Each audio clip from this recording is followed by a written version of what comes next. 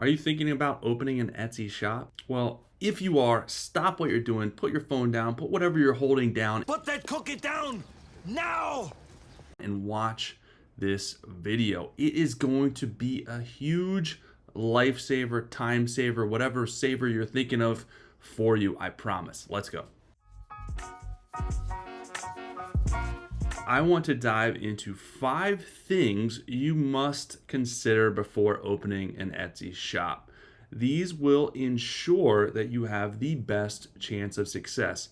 I, of course, can't guarantee your success. Nobody can. But doing these things will get you a lot closer than not doing these things. I promise you that. Let's dive into number 1. The first one I have for you today is if you're going to start an Etsy shop, you got to make sure that you start one with a low overhead cost, meaning start it as inexpensive as possible. I see a lot of people that start huge shops, meaning that they have all kinds of inventory, all kinds of supplies, all kinds of back stock, and they are in the hole thousands of dollars before they have ever made a sale. You have to start as small as possible before you can start buying more stuff and spending more money, because you don't know if things are going to work. You don't know if all your things are going to sell. Most likely they won't. So by starting small, you're going to reduce the stress, reduce the cost that you're in your shop. And if things don't sell, it's not going to matter near as much than if you've already spent thousands of dollars. So keep your inventory small, only buy a couple of things at a time before you know if they're going to sell. Then you buy more, then you buy more. Also, make sure you buy cheaper equipment. You don't have to spend a lot of money on top-notch equipment. You will most likely, if you're producing stuff yourself, have to buy some equipment, but start off small. Start off with the most inexpensive equipment you can find without, of course, jeopardizing quality, and then upgrade it down the road as you're making money. Upgrade it later. That is perfectly fine to do so you're not financially strapped. Another thing that you can do is buy in bulk. So there's a lot of websites online where you can buy supplies, you can buy whatever you need for your business in bulk, so you're spending less money and you're not buying things at Michael's or Craft Store or Walmart, whatever. You're going to save a lot of money by buying a couple of bulk items. And I'm not talking about large, huge orders, 300,000 things. You can buy in bulk with a lot less than that online. There's a lot of websites that you can find where maybe you need to buy 10 items or 15 items. That's what I'm talking about. So hunt around. That's going to still be better than buying things on a one-off basis. And like I said earlier, just make sure you are saving costs but not jeopardizing quality. If it's jeopardizing quality, if you're producing a cheaply made item, then it's not worth the cost savings, because people aren't going to buy from you again. And that's not a good thing. You want people to come back and buy from you. Another thing is, a lot of this is with saving costs, is you're going to have to mostly do everything yourself at the beginning. That's usually what it means, because you're not going to have the money to outsource, nor should you be outsourcing, getting third parties to do things or paying someone to do things. So you're going to have to probably learn new skills instead of hiring someone at the beginning. If you start to be successful down the road, then you can devote some of your income to outsourcing, whether you're using freelancers or whether you're actually hiring people part-time, full-time basis. So for example, my primary Etsy business is graphic screen printing. So I didn't know. I did a screen printing class back in middle school. I had no idea what I was doing. I did one Photoshop class in college. I didn't know what I was doing. But in order to screen print designs, you have to create them in Photoshop, and then you have to transmit them to a film, and then you have to publish that film onto a screen, and then you have to actually put ink on the screen, and then you actually have to print the shirt, print the graphic design on the shirt. That entire process I did not know how to do. I learned how to do all of that, and I got better and better and better at it. I could have outsourced those things. I could have outsourced someone to make my designs on Photoshop. I could have outsourced how to promote myself on social media. I could have outsourced how to build an email funnel to get more customers. But all those things, all those mini components, I learned over time, and it took time. I didn't do everything at once. I did it in small baby steps, reverse engineered the process, figure out what I needed to learn, and then I just got my hands dirty and learned it. But I started small. I started with the cheapest screen printing press I could buy. It was only a few $100s, very, very inexpensive. I think I started off with 2 screens, 1 ink, as minimal as I could, because I didn't know if this thing was going to work. I didn't know if I was going to hate it. I didn't know if I was going to suck at it. So I started very, very small, and then I upgraded that stuff as I sold more and got more successful. And that was years later. I finally was able to upgrade my screen press, and then I upgraded it again. So there was twice that I was able to upgrade it. So keep that in mind. That is number one. Low overhead and cost should be a number one consideration. And these are in no order, but that one is definitely important, but these are all important. Number 2, control of creation and manufacturing is really, really important, I think, to being successful. A lot of people start Etsy, start shops where they do not control creation and or manufacturing, meaning you see a lot of POD companies that don't control. They put the designs through a POD company, and then they actually manufacture the items and ship out the items. You see people that actually do the manufacturing, but they don't do the creation part of it. Both are allowed technically on Etsy. Both are considered handmade. You actually have to be part of the creation process or part of the manufacturing process or part of both. But I think it's important to control both, at least at the beginning, because you have more control over costs, which gives you more flexibility. If you are having to pay someone to manufacture your stuff through a POD company or another company, it's going to be cutting into your profit margins. You're going to be getting 10 cents on the dollar.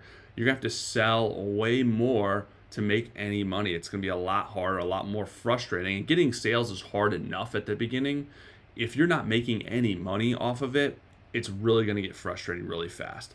So controlling both means you have more control over the cost, which gives you more flexibility. Also, you have more control over the quality. You don't know if your company is going to send out an item that's all jacked up and the customer's going to get it and be upset and give you a bad review. You can see the item before you ship it because you created it. So you have control over the quality. You have control over the whole process. I had, coming back to my screen printing reference, I got ink one time that stunk. It was not good. I printed it. It smelled. You washed the shirt. It smelled. I did not use that ink anymore. But I would have never known that if I didn't have control over the actual manufacturing. And I actually had that problem with a print on demand provider where I got a shirt made through them. It sent it to one of my family members, and they're like, this shirt stinks. So they were using some ink that was similar. So I stopped using them for that. That was a one-off design that I actually had them create because I didn't have all the colors and stuff. So yeah, that's the stuff that I'm talking about. You would never know unless you had control over that. So that's really important to have control over quality. The other thing is more control over speed. So you can deliver items faster. You can make them faster. You can deliver items faster. I've had problems in the past with POD companies. It's just taking forever, taking weeks. People expect things fast, unless it's a specialized item, unless it's an obvious item which takes time to create. But if it's a simple item, people, they're used to Amazon, man. They want stuff same day, next day, 2 days. They want stuff fast. So you can't make people wait. A lot of people are buying stuff for gifts, for other people. People just do not like to wait. That's the number one reason people get bad reviews, is because of timeliness of shipping. People not shipping stuff within their processing times, and a lot of that stuff is out of control, especially around the holidays. You will have problems with that. They get inundated. These companies get inundated, put your stuff on the back burner, and customers have to wait. And it's not something that's good for them to do, and it will not help you. Number 3, high profit margin. So please do your research, your due diligence. You got to make sure you're starting your niche, a niche that has a high profit margin potential. I see so many people start shops with such little profit margins that it gives them no room for increased expenses, increased fees. It's way more stress because they have to sell way more to make any money. If you did your due diligence early on, did your research, figured out, okay, in order to create this item, I have to buy these supplies. I can get these supplies at this cost. I get these supplies at this wholesale cost. What are all my costs involved? What can I sell the item for? What's the market value of the item? How much money can I make per sale? That is the due diligence that I'm talking about before you even get started with opening your shop. If your profit margin is not 30% or higher, I would strongly suggest reevaluating your niche. You have an increased fee, or shipping goes up, or supply costs go up, which has all happened in the last couple of years with COVID and all this crazy stuff happening. And people were like, "Oh crap! All of a sudden, I only had a 5 to 10% profit margin.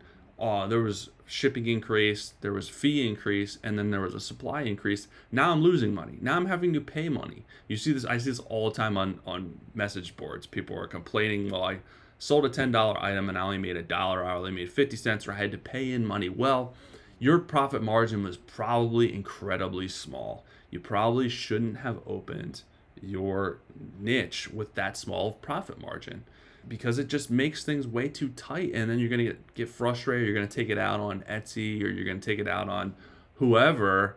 But really, it comes down to you and your decision to start in that niche. And I know people probably aren't going to like that, but that's that's some tough love for you. If you're going to play the low profit margin game, you just know that you got to be careful, and you got to sell a lot more. People do it. People do it all the time, and you can be successful at a low profit margin game, but you got to know what you're doing. You got to sell a lot, and you got to be careful of increased cost.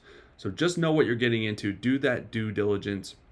A higher profit margin, again, gives you more flexibility, gives you flexibility to run sales and promotions.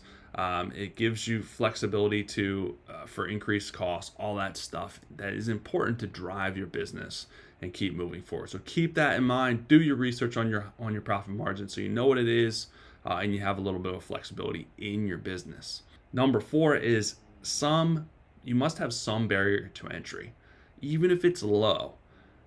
This will help you find success sooner. Barrier to entry, if I could spit it out, basically just means that it's something that not everyone can do, or something that not everyone can easily do. This could be a special skill that you have. If you're an artist, not everyone can create the art that you have, that you can create. So that is a skill. Maybe it's a trade. Maybe it's jewelry making. Maybe it's some type of trade, some special knitting. There's a lot of skills out there that not everyone can do. This is a barrier to entry. Maybe it's design. There's a lot of things. I could sit here and name off 100,000 things. The other barrier to entry is equipment. Maybe it's some specialized equipment. And granted, it doesn't have to be crazy expensive, but some specialized equipment. Again, my screen printing press only costs a couple $100, but not everyone has that. Not everyone can get that. So that is a barrier to entry. If you have multiple barriers of entry, even better. But I'm not talking about going out and buying a $10,000 piece of equipment. While that would be a great barrier to entry, that is not a great business move, because you don't know if what you're going to do is going to be successful yet. But many of you probably have a special skill that not everyone has, and this is your barrier to entry. All right, if you're buying a design off Fiverr or somewhere, and then you're putting that design on a POD item, a POD mug, which technically is not allowed because you didn't create or manufacture, but people do it all the time. That's why people are getting pissed off at Etsy, because you see that all the time. That is not a barrier. There's no barrier to entry there. Everyone can do that. Anyone and their brother can do that. So that's what I'm talking about. You need to have some barrier of entry to find some type of success, to have a better chance of finding success. So think about what your special skill is, or what you can learn that not everyone can learn, or what type of equipment that it will take that not everyone can get, or will be willing to buy, or will be willing to use, will be willing to learn how to use it. So those are barriers to entry that I'm talking about, which is very important to success. The last one, number 5, and this is something that not a lot of people talk about, a lot of people glaze over and they miss, is passion. You must have passion. You must be engaged. You must be, do something that gets you excited. If you're doing it, if you're throwing mud on the wall to try and make money, you actually don't even care about what you're doing. You're just throwing it up there to try and get sales. Then you're not going to last. You are not going to last. You're going to get bored. You're going to move on to the next shiny object, the next money-making thing, and you're not going to be engaged. So if you're passionate about it, if you're serious, if you love what you're doing, you're going to be good to go. Passion will keep you going. And then if you mix that passion with a skill, you're going to be unstoppable. So if you're passionate about what you're doing and you have a skill, or you're skilled at what you do as well as passion, that's the winning combination. It really is. And I've seen, so many people fall off the wagon because they don't really care about what they're doing. And that's just not a recipe for success. And you can easily tell. I think you can easily tell the shops that you go to, and they're like, they're just trying to make a dollar. They're just doing it to make money. Yeah, money is important, but people can see through that. They can see it because a lot of times, if you're not passionate about it, you half-ass stuff. You don't put your heart into it, and it's easy to see that type of stuff. So that is really, really important. But those are the 5 things. If you can master those 5 things, I guarantee you will have much higher chance of success than someone that doesn't pay attention to any of those things. And even if you've already started your Etsy shop, you can go back and recalibrate and make sure that you're doing those things so that you can be successful too. If you haven't started yet, boom, this is going to get you off on the right foot and off to the races, I promise you that. Also, make sure you go and download my free Etsy Quick Start Guide. This will help also with you getting your build out done, getting you prepared to start off with Etsy and find success on Etsy. It's a quick read, easy to follow steps, best practices to make sure that your Etsy shop is a success. Get it at handmadeandbeyond.com/quick start. That's all I got for this episode, guys. Hopefully that helps. I'll be back soon with some more good stuff for you. Have an amazing rest of your day.